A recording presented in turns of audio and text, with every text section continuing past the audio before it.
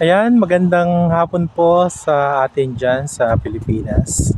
Gayon din po dito sa Calgary, Canada. Tips lang po sa mga naghahangad na makakuha ng trabaho dito sa Canada. Especially yung mga nagtutourist. Sabi daw nila na kapag tourist ka dito sa Canada, mabilis ka nang makahanap ng trabaho. So, ito po is realidad lang na na-experience ko. Dahil dumating ako dito is September 23, 2023. Then ngayon po is almost 6 months or magsi 7 months na po ako this coming April 23. So, yun nga po, tips lang. Unang-una, sabi nga natin is job seeker ka dito sa Canada at gusto mo mag-tourist. Unang-una, kung magtutourist ka po dito, kinakailangan may relatives ka. Halimbawa, nandito yung kapatid mo, nanay mo, tatay mo, or lola mo. Kasi, bakit po? Para at least mabawasan yung expenses niyo, like yung bahay na titiran, pagkain, syempre yung maliligo kayo, magsi-CR kayo, ganyan. So at least meron na po kayong tutuluyan. Kasi bakit po kamo? Kasi dito po ang rent po kasi dito ng kwarto lang is nagre-range po siya ng 600 to 700 Canadian dollar. So i-convert nyo po yun sa Philippine money, times nyo siya sa 41 na lang po. So medyo malaki, no? Kaya po, yun po yung una ninyong i-assure. And second is, job seeker nga po kayo, then magtutourist kayo dito sa Canada, make it sure na meron na po kayong a-applyan na pagtatrabahuhan ninyo, and sure na meron po siyang LAMIA. No po? Kasi bakit kamo? Napakahirap po. Sa totoo lang, napakahirap po din maghanap ng trabaho dito. Even though nandito ka na, tourist ka na dito sa Canada, isipin natin na mabilis na, pero sa totoo lang po, sa realidad napakahirap, no? Parang Pilipinas lang din, kung wala kang backer, wala kang kaibigan dito, or walang mag-assist sa iyo na makahanap ng trabaho or magbibigay ng LAMIA, is napakahirap po talaga. Sobrang hirap ng paghahanap po dito ng trabaho.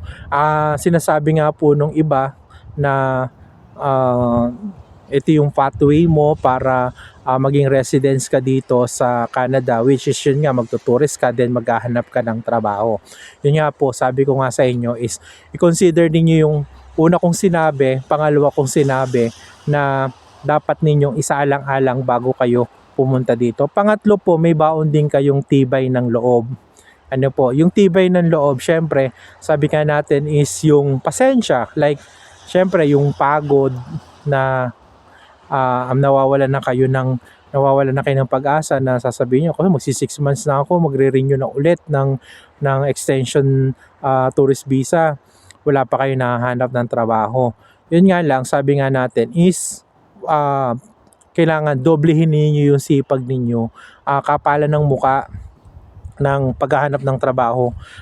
Hindi po kasi katulad sa Pilipinas na pwede kang pumunta, may prospect ang company, halimbawa Jollibee, punta ka sa Jollibee, magpapasa ka ng resume, then sasabihin nila, sige po, tatawagan po kita. Ngayon, dito po kasi puro online, kalimitan kasi dito online ang pag-a-apply. Pero ako, since Pilipino nga ako, nandun yung culture natin, personally akong nagsasubmit ng mga resume sa mga pinag-a-applyan ko, no? Ganun po, yun nga, sabi nga natin, kailangan masipag ka. Actually, siguro simula nung dumating ako dito until now, siguro nasa mga 800 to 900 resume yung nai-forward ko through online and personal na iniaabot dun sa mga pinag-a-applyan ko. So yun po yung pangatlo na kinakailangan na baon ninyo papunta dito sa Canada. And sabi nga natin, yung panglima, huwag po nating kalilimutan yung Panginoon. Kasi yung Panginoon, ang Panginoong Diyos, ang sasabihin natin na oo, siya nagbigay ng lahat at siya din po yung sabi nga natin is may plano para sa atin. Pero kapag kinalimutan natin siya at hindi natin siya inaalala sa mga pang-araw-araw nating mga ginagawa, wala na, lilimutan na natin.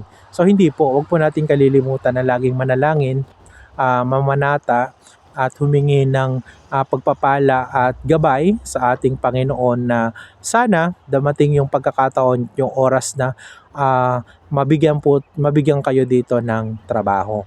So yun po yung 5 tips na masasabi ko sa inyo na yun po yung i-consider ninyo kung kayo ay job seeker and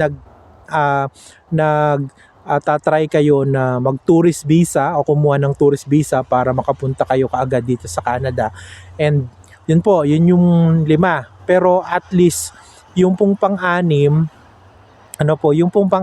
na tips na sasabihin ko po sa inyo ay kailangan po ay meron po tayong tinatawag na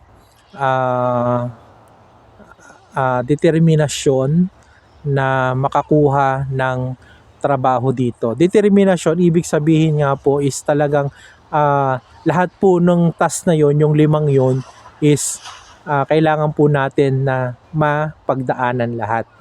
So yun lang po muna at muli po maraming salamat sa inyong lahat, sa mga kababayan natin dyan na naghahanap ng panibagong magandang bukas dito sa Canada. So make it sure, and yung pong 5 step na or 6 steps na sinasabi ko sa inyo is maging gabay po sa inyo at makapag-isip kung nais nyo po talaga na kayo ay makarating dito sa Canada. Yun lamang po, muli maraming salamat. Bye-bye!